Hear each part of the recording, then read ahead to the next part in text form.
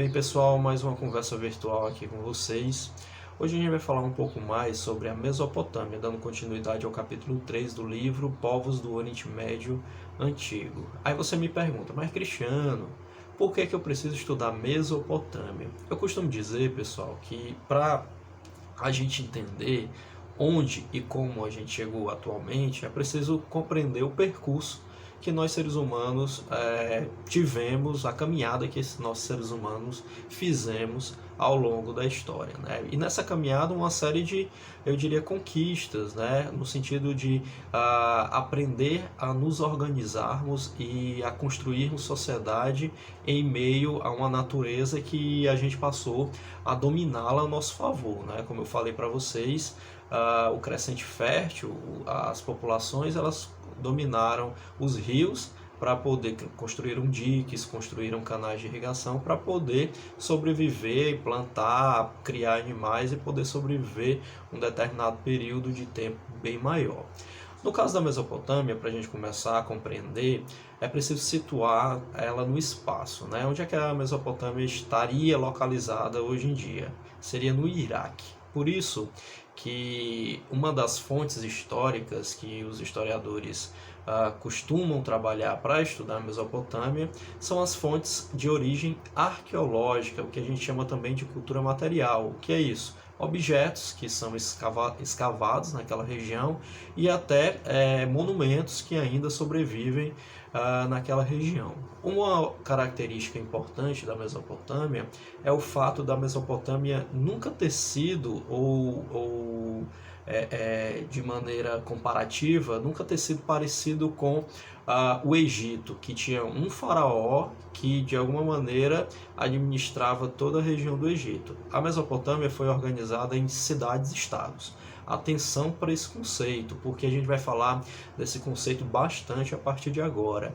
O que são cidades-estados? Cidades-estados são cidades que são independentes e autônomas, ou seja, cada cidade tem um determinado governante e tem a sua própria forma de se organizar. Beleza, pessoal?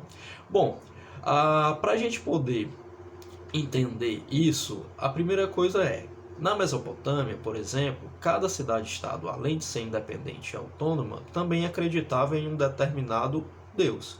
Por isso, um outro conceito importante que vocês têm que assimilar hoje nessa aula é a ideia de que a Mesopotâmia, os mesopotâmicos eram politeístas, ou seja, acreditavam em vários deuses. Como eu falei para vocês no início, esse percurso humano é um percurso que vai deixar para a gente uma série de possibilidades. E uma dessas possibilidades, que inclusive aconteceu na primeira civilização que passou a surgir, passou a ser entendida pelos historiadores na Mesopotâmia, que foram as civilizações sumerianas, foi a conquista, o desenvolvimento, melhor falando, da escrita, de um sistema de escrita.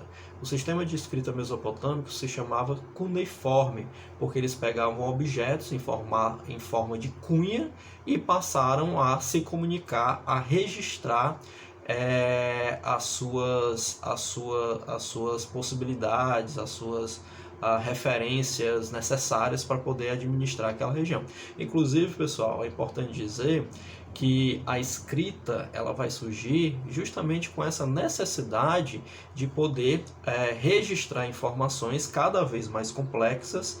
O que é que a gente está falando? A gente está falando de sociedades que vão se organizando de tal forma e crescendo de tal forma que a memória ela não vai mais ser possível guardar determinadas informações. É preciso ter algum tipo de registro para poder deixar para a posteridade, para as futuras gerações. Além disso, a escrita também foi criada neste momento, e a escrita sumeriana, a escrita cuneiforme foi criada nesse momento, justamente como forma de poder contabilizar o armazenamento de alimentos, como eu havia falado para vocês no vídeo anterior, né? E esse armazenamento de alimentos, no caso dos mesopotâmicos, em seu princípio era organizado no que a gente chama de templos, né, que eram dedicados, que tinham uma dupla função na realidade. Essa dupla função era uma função religiosa e a outra função era a função administrativa. Esses templos também chamavam de zigurates.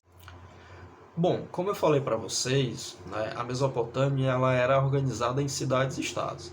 A partir de um determinado momento, algumas cidades-estados, sobretudo alguns reis, tentavam impor o seu poder sobre todas as cidades-estados mesopotâmicas. O primeiro deles a tentar impor, a construir um império dentro da Mesopotâmia, foi o rei Sargão I, né? E a partir disso uma série de disputas vão acontecer, fazendo com que um rei ou outro tentasse sobrepor a outro rei e colocasse e emanasse seu poder em toda a Mesopotâmia. Um deles foi o rei Hammurabi, do Império Amorita ou Primeiro Império Babilônico, né? A importância do reinado de Hammurabi foi porque, no momento que ele administrou e impôs seu poder a toda a Mesopotâmia, ele também criou um código de leis, um código muito famoso, né?